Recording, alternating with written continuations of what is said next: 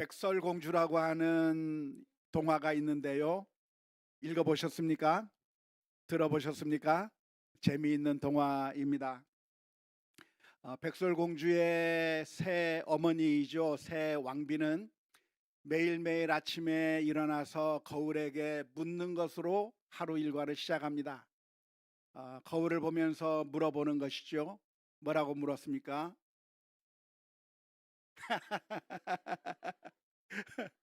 이렇게 물어봤어요. Mirror, mirror, who is the fairest of them all? 누가 가장 예쁘냐라고 물어본 거죠.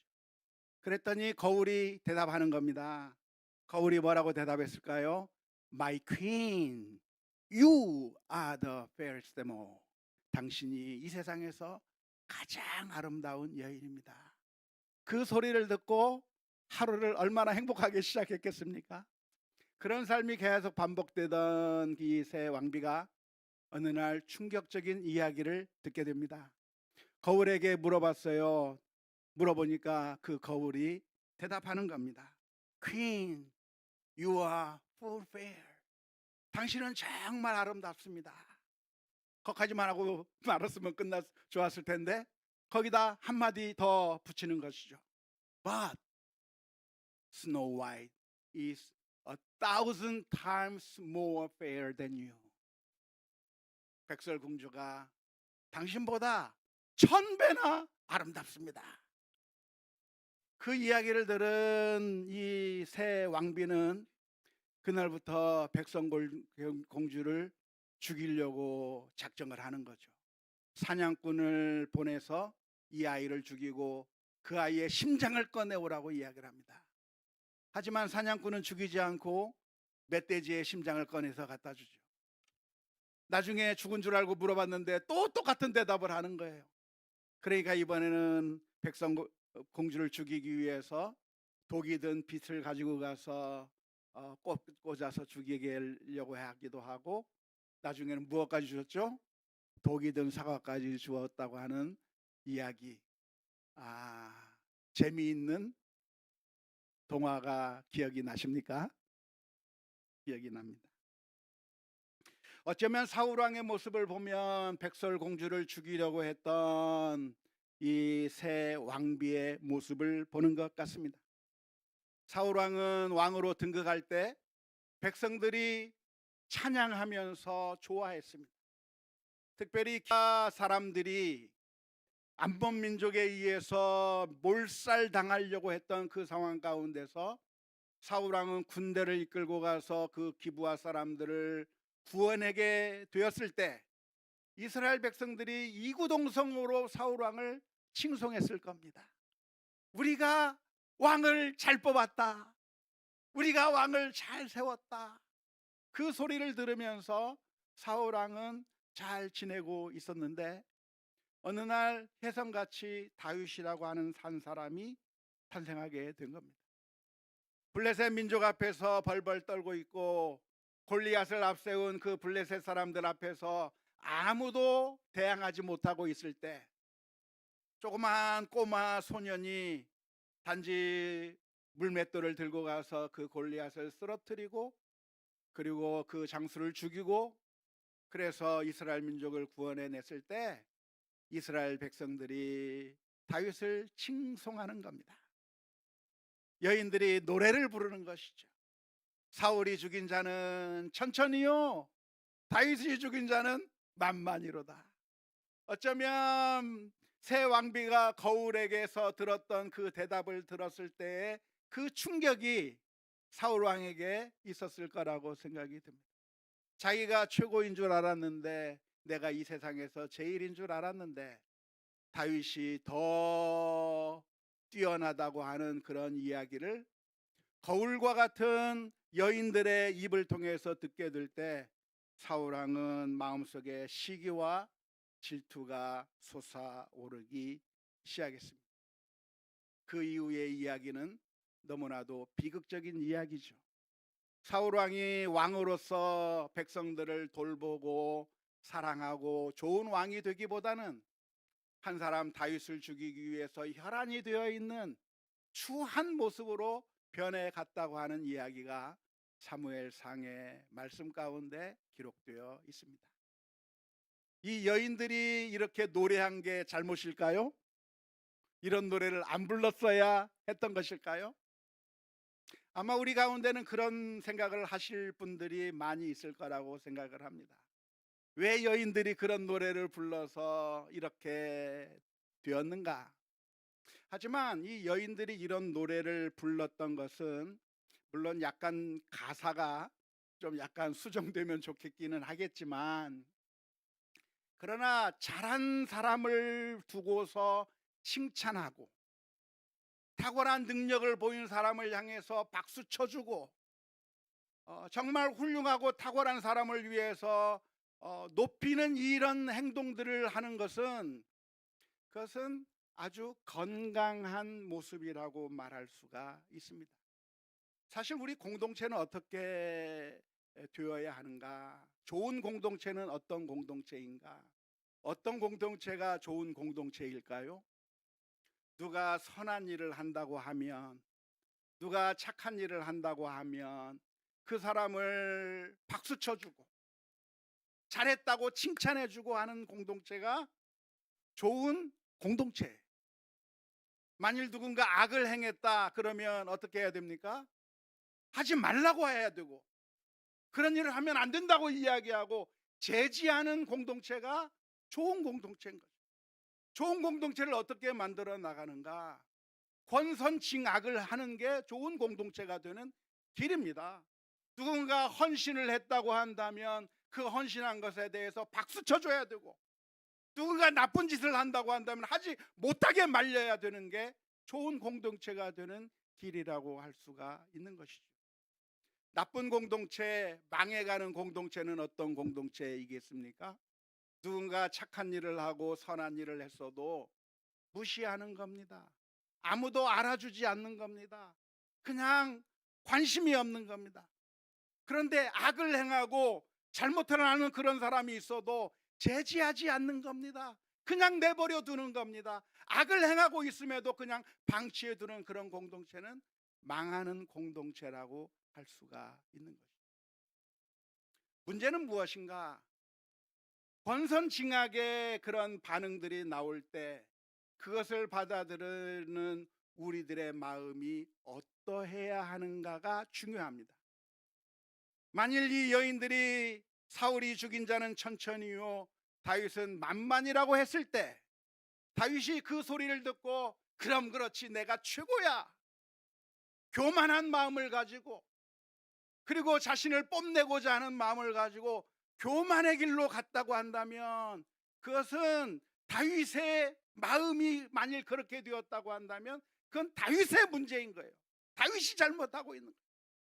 그런 칭찬 소리를 들었다고 할지라도 내 마음이 교만해지는 것이 아니라, 내가 한 것은 아무것도 아니요 오로지 하나님의 은혜라, 나의 놔둔 것은 오로지 하나님의 은혜라고 하면서 더욱더 겸손한 마음을 가지는 것이 우리들이 가져야 될 자세라고 믿습니다.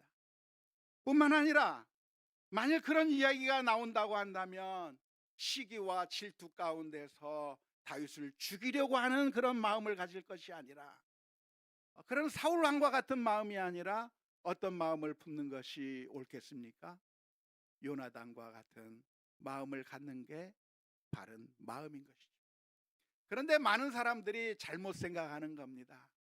교만하지 않게 만들기 위해서, 시기와 질투를 하지 않게 만들기 위해서 칭찬도 못하게 하고 박수도 못 치게 하고, 너희들이 이렇게 칭찬하면, 너희들이 박수치고 너희들이 그렇게 소리를 높이면 교만한 사람 생길지도 몰라, 시기와 질투하는 사람이 생길지도 몰라, 아무것도 하지 말라, 그렇게 찍어 누르는 것이 바른 길로 가는 것이 아니라고 하는 것을 먼저 우리가 기억해야 할 것입니다. 사울왕은 안타깝게도 좋은 반응을 보였느냐면 좋은 반응을 보이지 못했습니다. 사무엘상 18장 8절에서 9절 말씀에 이렇게 기록하고 있습니다. 사울이 그 말에 불쾌하여 심히 노하여 이르되 다윗에게는 만만을 돌리고 내게는 천천만 돌리니 그가 더 얻을 것이 나라 말고 무엇이냐 하고, 그날 후로 사울이 다윗을 주목하였더라. 그날 이후로 사울 왕의 목표는 다윗을 적으로 삼고 다윗을 죽이려고 하는데 혈안이 되어 버리고 만 것이죠. 이런 일들이 자꾸 우리들의 삶 가운데서도 동일하게 발생하고 있습니다. 우리들도 이런 현상들을 많이 겪게 되는 것이죠. 우리는 이 시대를 살면서 어떤 거울의 소리를 듣습니까? SNS의 소리를 듣는 거죠. 좋아요의 소리를 듣는 겁니다. 내게 좋아요를 얼마나 들려주었는가, SNS로 얼마나 반응이 있는가, 그것을 보면서 우리들의 마음이 교만해지거나 시기와 질투의 마음이 생겨서 나락으로 가는 경우가 많이 있게 되는 것이죠. 그런데 안타깝게도 사울 왕이 이런 시기와 질투의 반응을 보였다고 하는 것이 너무나도 안타까운 일이라 하겠습니다. 이런 시기와 질투가 어디에서부터 생기는가? 사실은 다른 사람을 보면서 그 사람이 나보다 뛰어나고 나보다 더 많은 것을 누리고 나와 다르다고 하는 것을 느끼게 될 때 시기와 질투가 생길 수가 있겠는데요. 그 시기와 질투가 생기는 그 근본적인 그 마음이 어디에서부터 나오냐면 부러워하는 데서부터 출발한다고 할 수가 있겠습니다. 비교하면서 나보다 저 사람이 더 많은 것을 가지고 있고, 나보다 더 아름다움을 저 사람이 가지고 있고, 저 사람이 더 높은 위치에 가 있고 나보다 더 많이 인정받는다고 하는 사실을 바라보게 될 때 우리들의 마음 가운데 부러운 마음이 생기는 것이죠. 이런 부러운 마음들이 생기는 것, 이것이 나쁜 것일까요? 부러운 마음이 생기는 것 자체는 그냥 괜찮은 것이라고 할 수 있을까요? 괜찮아 보입니까? 부러운 마음이 생기는 것 자체가 나쁜 것입니까? 그렇습니까? 왜 이렇게 정답만 말씀하셔요? 괜찮은 거예요. 사람들의 마음 가운데 부러움이 생기는 거, 좋은 것을 보면 갖고 싶다, 좋은 것이 있으면 나도 그렇게 되고 싶다라고 하는 부러운 마음을 갖는 것 자체는 나쁜 것이라고 말할 수는 없습니다. 다른 종교에서는, 어떤 종교에서는 그렇게 부러운 마음을 갖는 것 자체를 문제시하는 종교도 있습니다. 그래서 그 종교에서는 목표가 무엇이냐면 우리들의 마음 가운데 그런 부러움 자체를 없애버리는 것이 우리가 수양해야 될 목표라고 설정해 놓습니다. 그 종교에서의 목표는 무엇이냐면 부러운 마음 자체가 없어지는 것. 아무리 좋은 것을 봐도, 아무리 멋있는 것을 봐도 부러워하지 말고, 욕심내지 말고, 그냥 아무것도 아닌 것처럼 그냥 마음이 그 평정심을 누리고 아무런 마음의 동요가 없는 그 상태가 되는 것을 그 종교의 최고의 목표라고 생각하는 종교가 있습니다. 무념무상이 최고의 목표인 것이죠. 그 어떤 것을 봐도, 그 아름다운 것을 봐도, 그 어느 좋은 것을 봐도 내 마음속에 전혀 부러움이나 마음의 동요 자체가 안 생기는 것을 목표로 수양을 삼는 종교가 있는데요. 사실 이것은 가능하지 않은 목표입니다. 우리의 마음 가운데 그런 마음 자체를 없앤다고 하는 것 자체는 가능하지도 않을 뿐만 아니라 더 나아가서 바람직한 목표라고 말할 수도 없습니다. 사실 우리들의 마음 가운데 부러워하는 마음, 더 좋은 것을 추구하려고 하는 마음, 더 많은 것을 가지고 싶어 하는 마음이 있다고 한다면 그것은 어쩌면 당연한 것이고 사람이라고 한다면 자연스럽게 나오는 현상이라고 할 수가 있습니다. 문제는 무엇일까요? 그런 마음이 생겼을 때 좋은 방향으로 행동하는가, 나쁜 방향으로 행동하는가의 문제입니다. 부러운 마음이 생겼어요. 부러운 마음이 생겼는데 그것을 나쁜 방향으로 해결한다고 하는 것이 있다고 하면 어떤 식이죠? 훔치는 거죠. 나는 얼마 가지고 있지 않는데 저 사람은 많은 것을 가지고 있으니까 내가 저 사람의 것을 훔쳐야 되겠다. 도둑질해야 되겠다. 잘못된 방법으로 그 부러움을 해결하려고 하는 것, 그게 잘못된 것이죠.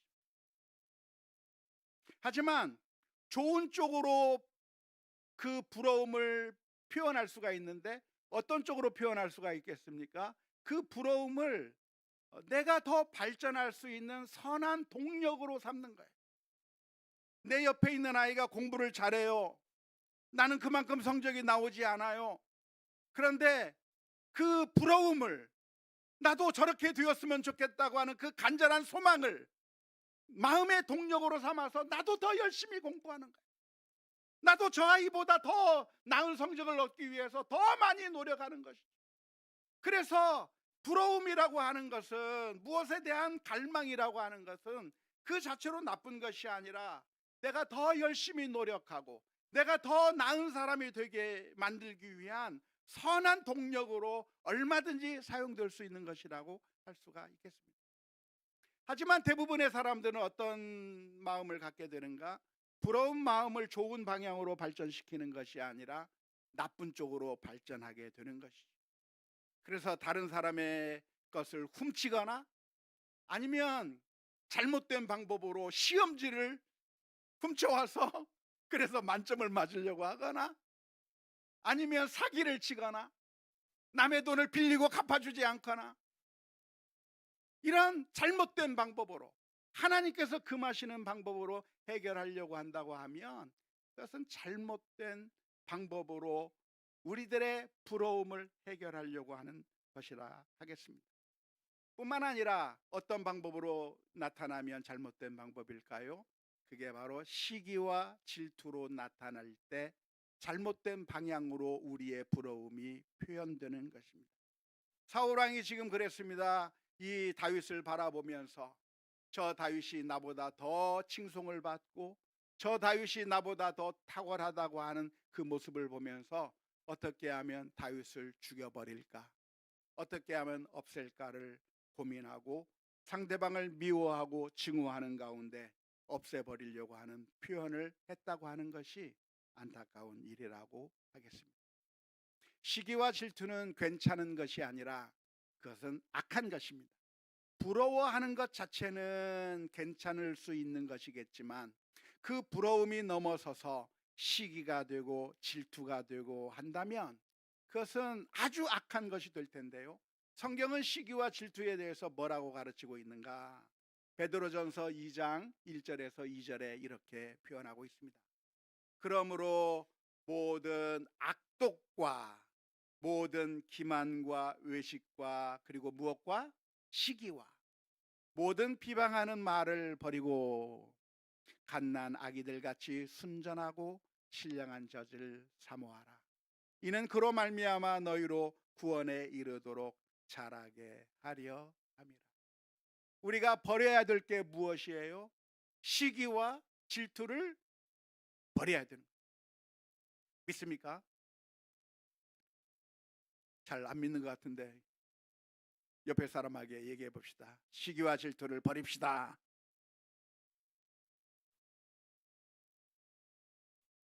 갈라디아서 5장 19절에서 21절의 말씀도 이렇게 기록합니다. 육체의 일은 분명하니 곧 음행과 더러운 것과 호색과 우상 숭배와 추술과 원수 맺는 것과 분쟁과 무엇과 시기와 분냉과 당짓는 것과 분열함과 이단과 투기와 술 취함과 방탕함과 또 그와 같은 것들이라. 전에 너희에게 경계한 것 같이 경계하노니 이런 일을 하는 자들은 하나님의 나라를 유업으로 받지 못할 것이요. 우리의 마음 가운데 시기와 질투가 있는 게 괜찮은 게 아니라 하나님 나라에 합당치 않다, 하나님 나라에 들어갈 수 없다고 성경은 권고하고 있다고 하는 점을 분명하게 기억해야 될 줄로 믿습니다. 만일 우리가 다른 사람보다 못하다고 한다면, 다른 사람들이 더 많은 것을 가지고 더 뛰어난 모습을 보이고 더 탁월한 모습을 보인다고 한다면, 그것을 우리의 부러움을 선한 동력으로 삼아서 우리를 발전시키는 그런 계기로 삼아야 될 줄로 믿습니다. 다른 사람들이 무엇인가 열심을 내면 나도 열심을 내야 되겠다. 다른 사람이 더 헌신을 하면 나도 더 헌신을 했으면 좋겠다. 다른 사람이 더 착한 일을 하면 나도 더 착한 일을 했으면 좋겠다. 다른 사람들이 더 뛰어난 모습을 보이면 나도 더 뛰어난 모습을 보여줘야 되겠다. 선한 것을 보고 배우며 그러한 사명, 그런 열정을 우리들이 회복해야 될 줄로 믿습니다. 하지만 문제는 무엇이냐면, 그걸 선한 동력으로 삼아서 나를 발전시키고 싶어도 발전이 되지 않는 경우가 많다고 하는 게 우리들의 문제입니다. 옆에 친구가 공부를 참 잘하는데 내가 성적이 안 나와요. 그래서 내가 열심히 공부하면 이 친구만큼 공부를 잘할 수 있을까요? 잘 안 되더라고요, 그게. 저 사람이 참 돈을 참 잘 벌어요. 그래서 나도 좀 잘 벌고 싶은데, 그런데 내가 그만큼 열심히 노력하면 돈을 많이 벌게 되나요? 안타깝게도 돈을 많이 벌지 못하게 되는 결과를 가져온단 말이에요. 그런 상황 가운데서 우리는 어떤 모습을 보여야 되는가? 그때 우리는 두 가지 방법으로 반응할 수가 있을 겁니다. 하나는 나는 안 되는구나 하면서 좌절하고 낭망하는 길입니다. 아무리 해도 나는 안 되는구나를 깨닫게 되면서 많은 사람들이 좌절하고 낭망하는 경우가 많이 있는 것이죠. 이것은 잘못된 선택이라고 할 수가 있겠는데, 좌절하고 낭망하는 것은 나 자신을 파괴시키는 결과를 가져오기 때문인 것이고요. 또 좌절과 낭망이 어느 쪽으로 나가냐면 시기와 질투로 나가게 되는데, 이것은 상대방을 무찌를 뿐만 아니라 상대방을 괴롭게 할 뿐만 아니라 나 자신을 역시 파멸로 이끄는 것이라고 하는 점에서, 이런 잘못된 방식으로의 반응이 아니라, 만약 이런 경우라고 한다면 우리는 어떤 식의 반응을 해야 되는가? 인정과 감사의 반응을 보여야 될 줄로 믿습니다. 그게 바로 우리가 지난 시간에 살펴봤던 요나단의 반응이라고 할 수가 있겠는데요. 요나단은 다윗을 보면서 하나님이 다윗을 나와는 다르게 만드셨다고 하는 사실을 깨달았습니다. 내가 다윗이 될 수 없다고 하는 것을 알았습니다. 이 나라의 왕은 내가 되어야 되는 것이 아니라 다윗이 왕이 되어야 된다고 하는 사실을 알았습니다.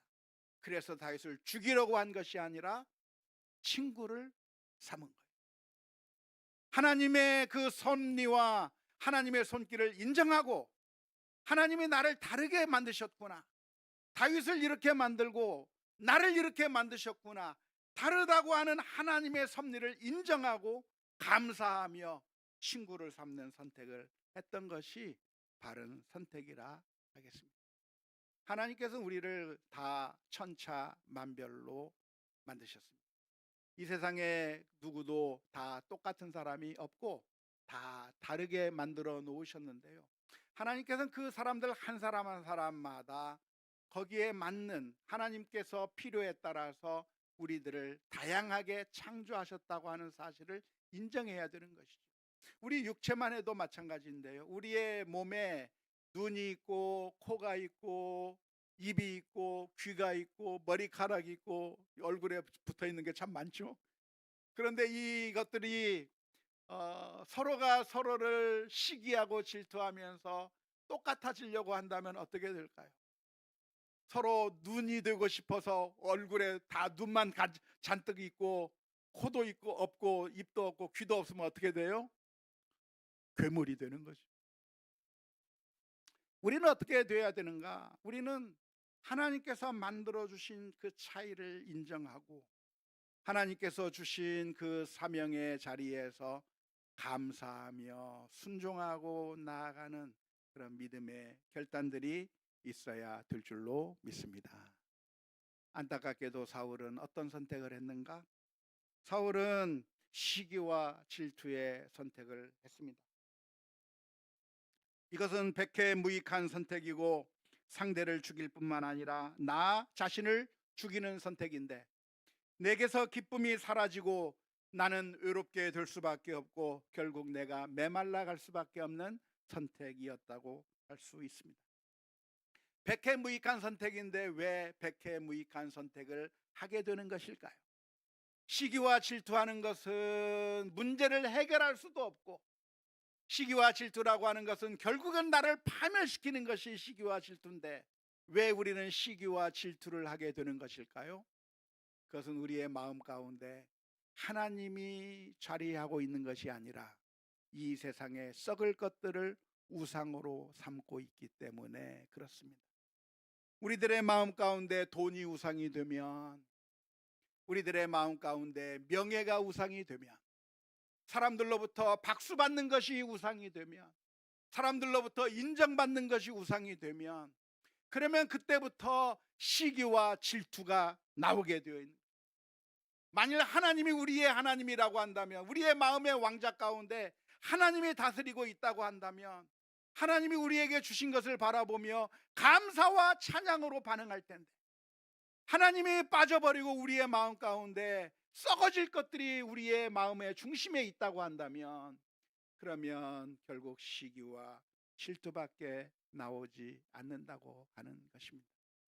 안타깝게도 사울왕은 시기와 질투로 자신을 망쳤을 뿐만 아니라 결국 자신이 보호해야 될 백성을 향해서 칼을 들이밀고, 왕을 세워준 이유가 무엇입니까? 백성을 의적으로부터 보호하고 백성을 돌보고 사랑으로 섬기라고 왕을 세워주었는데, 안타깝게도 그 왕이 자신의 백성인 다윗을 향해서 칼을 들이밀고 죽이려고 달려들고, 오히려 보호해야 될 자가 오히려 죽이려고 달려들었다고 하는 게, 이게 안타까운 일입니다. 그런데 이런 일들을 우리는 얼마나 자주 목격합니까? 이 세상의 통치자들에게 통치권을 준 이유가 있다고 한다면 왜 줬을까요? 그것은 백성을 사랑하고, 그리고 백성들을 돌보라고, 그리고 정말 국민들을 행복하게 만들어 주려고 통치권을 통치자에게 주는 것인데, 놀랍게도 사울 왕과 같은 선택을 하는 통치자들이 역사상 얼마나 많이 발생했는지 모릅니다. 히틀러와 같은 자가 나타나서 사람들을 죽이고 전쟁으로 몰아넣는 것이죠. 수많은 악한 독재자들이 일어나서 백성을 향해서 군대를 동원하려고 하고 백성을 향해서 죽이려고 하는 그런 안타까운 일들이 우리 주변에 얼마나 많이 발생하는지 모릅니다. 우리는 믿고 선택했지만 오히려 우리를 향해서 칼을 겨누는 악한 통치자들을 보는 것이 얼마나 씁쓸한지 모릅니다. 그런데 사랑하는 성도 여러분, 우리에게 놀랍고 기쁜 소식이 있습니다. 그것은 바로 우리 주님께서 우리에게 평화의 왕으로 오셨다는 사실입니다. 이 세상의 왕들은 자신만의 이익을 추구하고 모든 권력을 사용해서 자신의 이익만을 추구하려고 하는 게 이 세상의 통치자들인데, 우리 주님께서는 자신이 가진 모든 것을 다 포기하셨어요. 하늘 영광 버리시고 이 땅에 내려오셨어요. 우리를 살리시기 위해서 자신의 몸을 내어주셨어요. 그러기 위해서 저 높고 높은 땅 하늘 위에서 낮고 천한 이 땅에까지 내려오셔서 우리들의 발을 씻기시는 섬김의 왕으로 오셨다고 하는 사실이 오늘 우리들에게 기쁜 소식인 줄로 믿습니다. 마가복음 10장 42절의 말씀에 예수께서 불러다가 이르시되 이방인의 집권자들이 그들을 임의로 주관하고 그 고관들이 그들에게 권세를 부리는 줄을 너희가 알거니와. 45절로 뛰어갑시다. 인자가 온 것은 섬김을 받으려 함이 아니라 도리려 섬기려 하고 자기 목숨을 많은 사람의 대속물로 주려 합니다. 사울처럼 자신의 권자를 지키기 위해서 자신의 백성을 향해서 칼을 들이미는 독재자가 아니라 모든 권세를 다 내려놓으시고 우리를 살리시기 위한 생명의 구주로 오신 예수 그리스도에게 우리의 소망이 있는 줄로 믿습니다. 우리가 믿는 하나님은 어떤 하나님이십니까? 우리가 믿는 주님은 어떤 주님이십니까?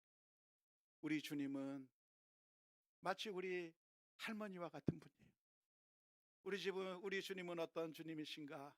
마치 우리 부모님과 같은 분이세요. 우리 자녀들이 좋은 대학 합격했다고 한다면 무엇보다도 기뻐하고, 초등학교도 제대로 나오지 못한 우리 할머니가 우리 손주들을 보면서 시기하고 질투하는 게 아니라 좋은 결과 나왔다고 한다면 그렇게 행복해서 기뻐하고 돈 내면서까지 자랑하고. 그런데 하나님이 그런 하나님이세요. 우리 하나님은 사울 왕처럼 시기하고 질투해서 우리를 박살내는 하나님이 아니라 하나님은 우리를 사랑의 눈으로 바라보고 계십니다. 스바냐서 3장 17절의 말씀에